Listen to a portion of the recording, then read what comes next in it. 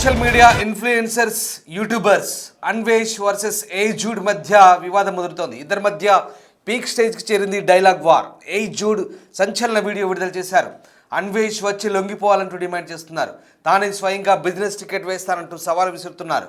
పోలీసులు అడిగే ప్రశ్నలకు సమాధానం చెప్పమంటున్నారు జూడ్. సజ్జన్నార్ ఈ ఇష్యూలోకి ఎంట్రీ కావాలంటున్నారు. తనది ధర్మం కోసం చేసే యుద్ధం అంటూ దమ్ముంటే భారతదేశానికి వచ్చి మగాడిలా తనపై ఉన్న కేసుల్ని ఫేస్ చేయమంటూ అన్వేష్కు సవాల్ విసిరాడు ఏజూడ్. దీంతో ఇద్దరి మధ్య మాటల యుద్ధం మళ్ళీ పీక్ స్టేజ్ చేరుకుంది. నిన్న ఏజూడ్పై అన్వేష్ వీడియో రిలీజ్ చేస్తూ కొన్ని వ్యాఖ్యలు చేశాడు. దానిపై ఏజూడ్ మళ్ళీ వాళ్ళ కౌంటర్ ఇచ్చే ప్రయత్నం చేశారు. దీంతో ఇద్దరి మధ్య మాటల యుద్ధం ముదురుతుంది. ఒక్కసారి నా అన్వేష్కు కౌంటర్ ఇస్తూ ఏజూడ్ ఎలాంటి సవాళ్ళు విసిరారో చూద్దాం. Hyderabad city police commissioner Sajjanar గారికి ఒక చిన్న రిక్వెస్ట్. అన్వేష్ ఇష్యూ మీద మీరు రియాక్ట్ అయ్యారని చెప్పి వార్తలు వచ్చాయి నేను మల్టిపుల్ న్యూస్ అవుట్లెట్స్లో. అందుకని చెప్పినా నువ్వు వెనక్కిరా, లేదా నువ్వు నాకు సాయం చేస్తావు కాబట్టి నేను కూడా నీకు సాయం ఆప్షన్ ఇస్తాను. నేను సుఖంగా నువ్వు వద్దాం అనుకుంటున్నావా? నువ్వు ఏ దేశంలో ఉంటే ఆ దేశం నుంచి భారతదేశానికి ఒక బిజినెస్ క్లాస్ టికెట్ వేస్తా. ఇది నా డబ్బుతో, ఇది నా కమిట్మెంట్. ఇవ్వాలి ఎయిర్పోర్ట్ నుంచి పంజాగుట్ట పోలీస్ స్టేషన్కి టొయోటా వెల్ఫేర్ కార్ వేస్తా. అది నా దగ్గర లేదు, రెంట్కి తీసుకొస్తా. సుఖంగా చల్లగా యాపిల్ పండ్లా నువ్వు వెళ్ళి అక్కడ వెళ్ళి పోలీసుల దగ్గర కూర్చొని ఎఫ్ఐఆర్ని ఫేస్ చేయి. వాళ్ళు అడిగిన ప్రశ్నలకు సమాధానాలు చెప్పు. నేను చెప్తున్నానుగా, పచ్చిగా చెప్పాలంటే నా బొచ్చు కూడా పీకలేవు. ఈ మాట నేను మాట్లాడకూడదు, బట్ ఆ వ్యక్తికి కొన్ని మాటలు కొన్ని విధాలుగా చెప్తేనే అర్థమవుతుంది కాబట్టి చెప్పక తప్పలేదు అనుకోండి. ప్రొసీడింగ్ అనేది మొదలవుతుంది. నీ మీద ఉండే ఆడియో లీక్స్, వీడియో లీక్స్, ఈ వీడియోని నేను పెట్టను. కేటగారికల్గా 1 by 1 మనం దాన్ని వదులుదాం. మనతో పెట్టుకుందాం అనుకున్నాడు కదా, మనం రియాక్ట్ అవుతున్నాం. ఇప్పుడు ఈ వీడియోకి మీరు గుద్దే ప్రతి లైక్, ప్రతి సబ్స్క్రైబ్ ఎలా ఉండాలంటే, అగైన్ వెన్నులో వణుకు పుట్టాలి. మీరు గుద్దండి లైక్, సబ్స్క్రైబ్, అది ప్రతిదీ ఒక సమాధానం ఆ వ్యక్తికి. Hyderabad city police commissioner Sajjanar గారికి ఒక చిన్న రిక్వెస్ట్. ఇది నేను ఒక యూట్యూబర్ లాగా, ఒక ఇన్ఫ్లుయెన్సర్ లాగా నేను మాట్లాడుతుంది కాదు సార్. ఒక భారతీయుడిలో ఇది నా చిన్న విన్నపం. అన్వేష్ ఇష్యూ మీద మీరు రియాక్ట్ అయ్యారని చెప్పి వార్తలు వచ్చాయి నిన్న మల్టిపుల్ న్యూస్ అవుట్లెట్స్లో. ఎలా అయితే ఐబొమ్మ రవి వేరే దేశంలో కూర్చొని ధమ్కీలు ఇచ్చాడు, ఆ వ్యక్తిని మేము ఇవాళ ఇక్కడ దాకా తీసుకొచ్చాం.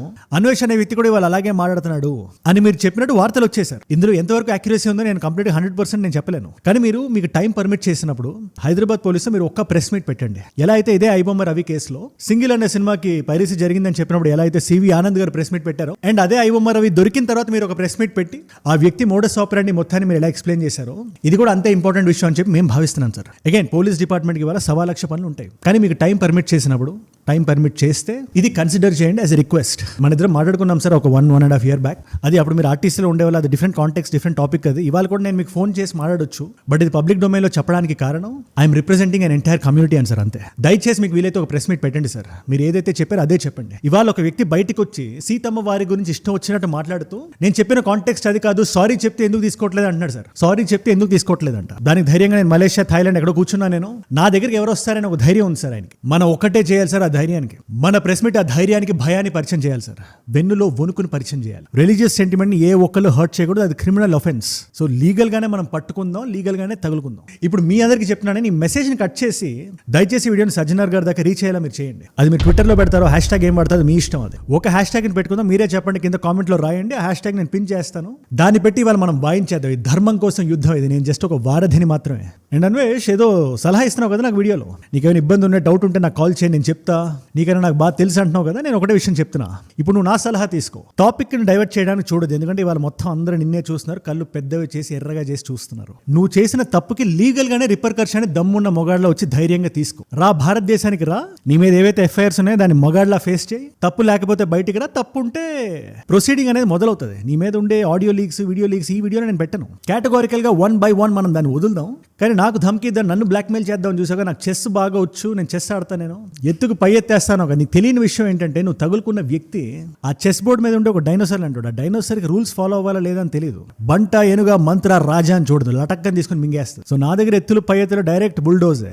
సారీ చెప్తే వదిలేదు. నేను చెప్తున్న కాంటెక్స్ట్ ఏంటి, ఆ సీతమ్మ వారి గురించి అంటున్నావు కదా, దాని గురించి మనం మాట్లాడదాం. దానికన్నా ముందు మనతో పెట్టుకుందాం అనుకున్నాడు కదా, మనం రియాక్ట్ అవుతున్నాం. ఇప్పుడు ఈ వీడియోకి మీరు గుద్దే ప్రతి లైక్, ప్రతి సబ్స్క్రైబ్ ఎలా ఉండాలంటే, అగైన్ వెన్నులో వణుకు పుట్టాలి. మీరు గుద్దండి లైక్, సబ్స్క్రైబ్, అది ప్రతిదీ ఒక సమాధానం ఆ వ్యక్తికి. ఏ కాంటెక్స్ట్ లో మాట్లాడానా మాకు అర్థం కావట్లేదా?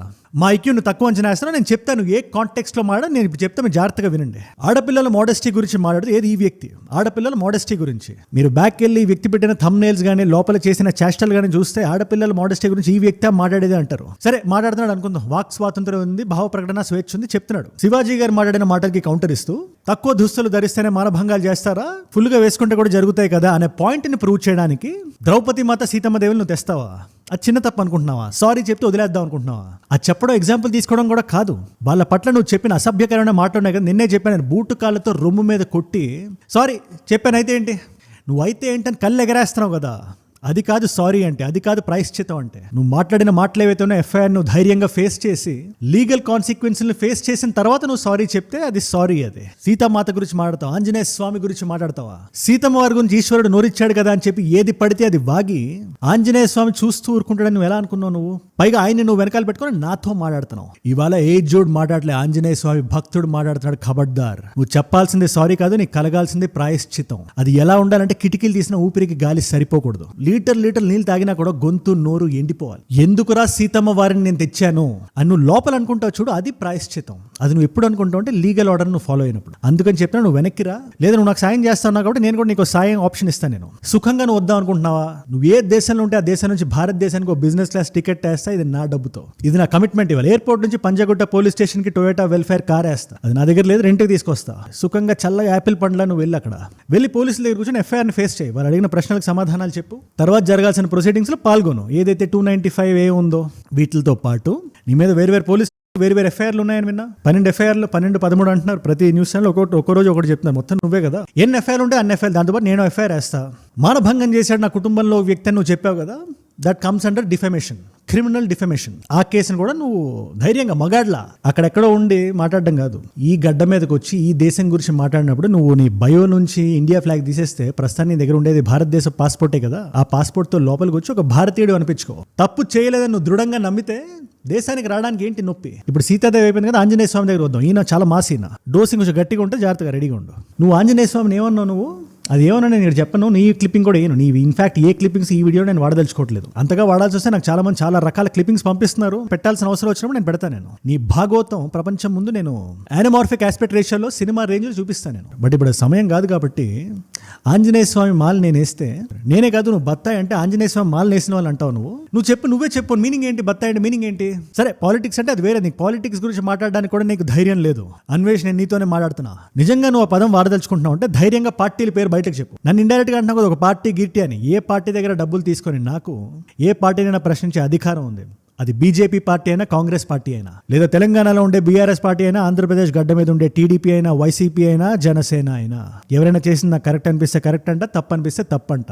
ఇది నాకు ఈ గడ్డ, ఈ దేశం నాకు ఇచ్చిన భావ ప్రకటన స్వేచ్ఛ. దీన్ని స్వేచ్ఛ అంటారు. ఎవరిని దూషించకుండా నా ఒపీనియన్ ని నేను బయట పెట్టడం. నువ్వేం చేస్తున్నావు మరి? నీకు ఇష్టం వచ్చినట్టు మాలేసుకునే వాళ్ళందరినీ వేలెత్తి నువ్వు చూపించేసి తర్వాత బయటకు వచ్చేసి సారీ, నేను నా ఉద్దేశం అది కాదు, నా ఫాలోవర్స్ నేను ప్రేమిస్తా అంటే నీ ఫాలోవర్స్ ఎవరైనా మాలేసుకుని ఉంటే, అసలు నీ ఫాలోవర్స్ అనే కాన్సెప్ట్ పక్కన పెట్టి నువ్వు నా ఫ్యాన్ అంటున్నావు, నా వీడియోలు చూస్తా ఉంటున్నా కూడా చెప్తున్నా, మన ఫాలోవర్స్ ఎవరైనా స్వాములు ఉంటే వాళ్ళు నువ్వు అవమానించినట్టే కదా. అవునా కాదా? దేవుణ్ణి గుండెల్లో పెట్టుకుని నిష్ఠగా బ్రతకాలి 41 రోజులు. ఆ వ్యక్తి ఏ స్థాయిలో ఉన్నా కూడా మనం స్వామి అని సంబోధిస్తాం. మనం లోపల స్వామి ఉన్నాడని నమ్ముతాం. మనం అలాంటి స్వామి మాల నేను వేసినప్పుడు నా మీద నువ్వు పడతావా? నేను ఒకటే చెప్తున్నా, అలా స్వామికి నువ్వు రంగును ఆపాదించి ఆ రంగును నువ్వు కామెడీగా చేసి మాట్లాడి తర్వాత ఇప్పుడు సారీ అంటే సారీ ఏదో అనేసా. నేను గ్రేటర్ గుడ్కి ఏ గ్రేటర్ గుడ్కి మాట్లాడుతున్నావు నువ్వు? ఏ గ్రేటర్ గుడ్ నాకు తెలియక అడుగుతున్నా. ఆంజనేయ స్వామిని నువ్వు అన్నావు, నేను విన్నా. ఒక స్వామి భక్తుడు ఇలా చెప్తాడు. ఈ పరిస్థితి ఎలా ఉంటుందంటే బలి చక్రవర్తిని వామనుడు తొక్కుతాడు కదా, నామ రూపాలు మిగలకుండా చెరిగిపోవడానికి అదొక నిలువెత్తు నిదర్శనం. అది నువ్వు ఈ దేశపు దేవుళ్ళు నిన్ని మాటలు అన్న తర్వాత ఈ దేశానికి వస్తే లీగల్ గా నీ పరిస్థితి అదే అవుతుంది. నువ్వు ఏ లాయర్ నైనా పెట్టుకో, నీ మీద ఎంత ఎవిడెన్స్ బయట ఉందో తెలుసా? అది పెట్టడం నాకు ఎంతసేపు చెప్పు. సీరియస్, నేను చెప్తున్నా, నీ మీద ఉండే ఎవిడెన్స్ అంతా ఇంత కాదు. ఎన్ని డిఎమ్స్ నాకు వచ్చే తెలుసా ఆ వ్యక్తి గురించి? మీరు నమ్మరు. ధర్మం పట్ల బాధ్యత లేని మాటలు మాడుతుంటే ఎవరు చూస్తూ ఊరుకోరు. అండ్ ఇదేదో ఒక మతానికి సంబంధించిన సమస్య కాదు. ఇది మతానికి చిచ్చు పెట్టిన తర్వాత ఇవాళ ఈ వీడియోస్ చాలా మంది ముసల్మాన్ సోదరులు చూస్తున్నారు, క్రైస్తవ సోదరులు చూస్తున్నారు, రాస్తున్నారు కింద. ఒక క్రైస్తవుడుగా నేను ఇది ఖండిస్తున్నాను, ఒక ముసల్మాన్గా నేను ఇది ఖండిస్తున్నాను. శభాష్, మీలాంటి భారతీయులు వాళ్ళ అవసరం. సీతమ్మ వారు ప్రతి భారతీయుడికి తల్లి. ఆవిడ కథ మన మట్టి కథ, మన నేల కథ, మనం పీల్చే గాలి కథ. ఆ కథని వక్రీకరించి ఇష్టం వచ్చినట్టు మాట్లాడుతుంటే మనం ఎందుకు ఊరుకోవాలి? ఈ టాపిక్ ని డైవర్ట్ చేయడానికి నా గురించి మాట్లాడడానికి ప్రయత్నిస్తున్నాడు, నన్ను బ్లాక్ మెయిల్ చేస్తున్నాడు. ట్రాక్ రికార్డ్ ఏమైనా తప్పులు చేసిన వాడి దగ్గరికి వెళ్ళి మనం ఏదైనా భయపెట్టొచ్చు, దూషించవచ్చు. మాట్లాడొచ్చు, తర్వాత భయపడతాడని మనం ఎక్స్పెక్ట్ చేయొచ్చు. కానీ తెగించిన నువ్వు ఏమని బ్లాక్మెయిల్ చేస్తావు నువ్వు? ఇవాళ నేను చెప్తున్నా, నువ్వు విను. నా తమ్ముడిని నువ్వు దీంట్లో లాగుతానంటే, ఆ వ్యక్తి లాస్ట్ ఇయర్ ఒక జోక్ వేసాడు ఇంటర్నెట్లో, అది తప్పు, ఆ తప్పుని అతను తెలుసుకున్నాడు. నేను ఏ రోజు ముందుకు వచ్చి అతనికి క్షమించండి అని చెప్పి నేను అడగలేదు. లీగల్ స్టాండ్ పాయింట్ లో జరగాల్సిన కోర్స్ ఆఫ్ ఫ్రేమ్వర్క్ జరిగింది. ఇదే దేశంలో, ఇదే మట్టి మీద, ఇదే భూమి మీద మేము ఉన్నాం. తప్పుకు పడాల్సిన శిక్ష పడింది. మరి నువ్వు చేసిన తప్పుకి ఏ శిక్ష పడుతుంది? దానికి నాకు సమాధానం చెప్పు. నువ్వు ఆ కథ చెప్పాలంటే ఆ కథ క్లైమాక్స్ చెప్పి, ఇప్పుడు ఈ కథ ఇంటర్వెల్ దగ్గర ఉంది కదా, దీని క్లైమాక్స్ ఏంటో నువ్వే చెప్పు. తర్వాత criminal blackmail is an offence అనే విషయం నీకు తెలుసా? నీకు నీ మీద ఎన్ని ఎఫ్ఐఆర్లు పడితే నువ్వు వెనక్కి వచ్చిన తర్వాత నువ్వు నన్ను ఏదైతే ఆ వీడియో పెట్టావో, ఆ వీడియోని ఆల్రెడీ డౌన్లోడ్ చేసి పెట్టేసుకున్నావు. That's clear cut case of criminal blackmailing. Extortion అంటారు, భావ ప్రకటన స్వేచ్ఛని కర్బ్ చేయడం, ఇంటిమిడేట్ చేయడానికి ప్రయత్నించి. అది నువ్వు చేసావు కాబట్టి ఇది కూడా ఒకటి యాడ్ అవుతుంది. నా మీద నువ్వు ఏం చెప్తావు? నువ్వు ఫ్యాషన్ వీడియోలు చేశానని చెప్తావా? లేదా అవసరంలో ఉండే వాళ్ళకి 500-1000 రూపాయలు ఇచ్చానని చెప్తావా? ఏం చెప్తావు నువ్వు? నేను చెప్తున్నానుగా, పచ్చిగా చెప్పాలంటే నా బొచ్చు కూడా పీకలేవు. ఈ మాట నేను మాట్లాడకూడదు, బట్ ఆ వ్యక్తికి కొన్ని మాటలు కొన్ని విధాలుగా చెప్తేనే అర్థమవుతుంది కాబట్టి చెప్పక తప్పలేదు అనుకోండి. నేను ఇది అన్ని మతాల వాళ్ళకి చెప్తున్నాను. ఇప్పుడు బత్తాయి అని చెప్పి ఒక సైడ్ వెళ్ళి దాక్కోవడానికి ప్రయత్నిస్తున్నాడు. లెఫ్ట్ ఇకో సిస్టమ్ ఎవరైతే ఉన్నారో వాళ్ళకి కూడా చెప్తున్నా. ఇది అందరు క్రియేటర్స్ కూడా నేను చెప్తున్న ఒక మాటలా మీరు భావించండి. మీకు లోపల భయాలు ఉంటే ఓకే, ఆ భయాన్ని అధిగమించడానికి మీరు టైం తీసుకోండి. లేదా మీరు మూవీ రివ్యూ డొమైన్లో ఉన్నా, రోస్టింగ్ డొమైన్లో ఉన్నా, ఇన్ఫోటైన్మెంట్ డొమైన్లో ఉన్నా, నాలాగా ఫ్యాషన్ డొమైన్లో ఉన్నా, టెక్ డొమైన్లో ఉన్నా, మీలో చాలా మందికి నాతో పర్సనల్గా పరిచయం లేదు. కానీ ఇవాళ మనం మాట్లాడకపోతే, బట్ అందరూ వీలైనంత మేరకు మాట్లాడండి. నాకు లెఫ్ట్ ఇకో సిస్టమ్ అయినా, రైట్ ఇకో సిస్టమ్ అయినా ఒక గౌరవం ఉంటుంది. ప్రతి దేశానికి 2 సైడ్లు ఉండాలి, 2 రకాల వాదనలు ఉండాలి. కన్జర్వేటివ్ థాట్ ఉండాలి, లిబరల్ థాట్ ఉండాలి. కానీ ఇవాళ ఈ వ్యక్తి మీ భాష మాట్లాడుతున్నాడని చెప్పి మీరు కొంచెం ఆశ్రయం ఇస్తే, రేపు పొద్దున మీకే వెన్నుపోటు పొడుస్తాడు. ఇంకో దగ్గరికి వెళ్ళి మీకు విరుద్ధంగా మాట్లాడతాడు. ఇవాళ హైందవ దేవుళ్ళని తిట్టిన ఈ వ్యక్తి రేపు ముసల్మాన్ దేవుళ్ళని తిట్టడం ఏంటి గ్యారంటీ? అందుకే మనందరం ఒక్కటవ్వాల్సిన టైం ఇదే. ఈ దేశంలో ఏ దేవుణ్ణి తిట్టడానికి స్థానం ఉండకూడదు. ఆ వ్యక్తి అంటుంది మన రాముని, మన సీతని, మన ఆంజనేయ స్వామిని లోపల. అందుకని నేను చెప్తున్నా, కొంచెం జాగ్రత్తగా, గట్టిగా, సౌండ్ వినబడేలాగా, ప్లేసెస్కి రీచ్ అయ్యేలాగా మనం మాట్లాడాలి. ఇవాళ అందుకే ఏం మాట్లాడినా కూడా సీతమ్మ వారి టాపిక్ని సైడ్ చేసి మాట్లాడడానికి ప్రయత్నిస్తున్నాడు. Don't get carried away. లోపల ఆత్మస్థైర్యం ఉన్నప్పుడు, నిజం మన వైపు ఉన్నప్పుడు మనం ఎవరికి భయపడేది సమస్య లేదు, ఎవరికి భయపడేదే లేదు. అడిగినంత యుద్ధం ఇవ్వాల్సిందే. నా తమ్ముడు గురించి, నా కుటుంబం గురించి మాట్లాడతావా? మేము ఫేస్ చేస్తాం, లీగల్గా మాట్లాడదాం. బట్ నువ్వు సీతాదేవి గురించి మాట్లాడిన దానికి ఏది రిపర్కర్షన్? ఇది అడగండి. తను ఏం మాట్లాడినా ఇవాళ ఈ టాపిక్ అంటే రేపు వేరే టాపిక్ అంటాడు. కానీ నువ్వు సీతమ్మ వారి గురించి మాట్లాడిన దానికి ఏది రెస్పాన్స్? సారీ చెప్పడం కాదు, దాని ఎఫ్ఐఆర్స్ ఫేస్ చేయి. భారత గడ్డ మీదకి రా, లీగాలిటీని కళ్ళల్లో కళ్ళు పెట్టి చూడు, దెన్ విల్ టాక్ అని చెప్పండి. ఏమంటారు జాగ్రత్తగా? Then we will talk. దేవుళ్ళ గురించి మాట్లాడినప్పుడు కొంచెం ఒళ్ళు దగ్గర పెట్టుకొని మాట్లాడాలి, ఇది ఎవరైనా. అండ్ వీడియో బిగినింగ్ లో ఒక మాట అన్నాను కదా, సిపి సజ్జనార్ సార్కి బిగినింగ్ లో నేను చెప్పిన క్లిప్ మాత్రమే మీరు కట్ చేసి ఎక్కడ వాడతారో వాడుకోండి. ఆ క్లిప్ కి యూ హ్యావ్ ఆల్ రైట్స్.